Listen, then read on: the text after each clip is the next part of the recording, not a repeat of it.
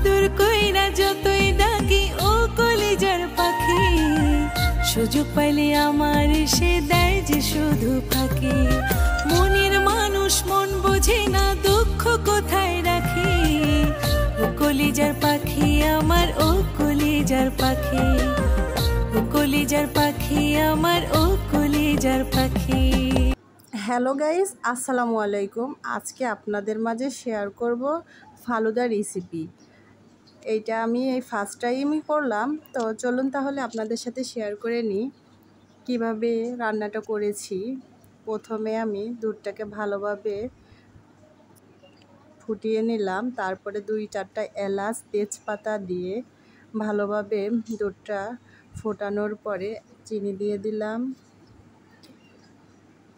চিনি, লবণ, কিশমিশ, বাদাম দিয়ে ভালোভাবে নেড়েচেড়ে নিয়ে কিছুক্ষণ তারপরে আগে থেকে সাবুদানাটাকে সিদ্ধ করে নিয়ে ভালোভাবে ধুয়ে নিয়েছি।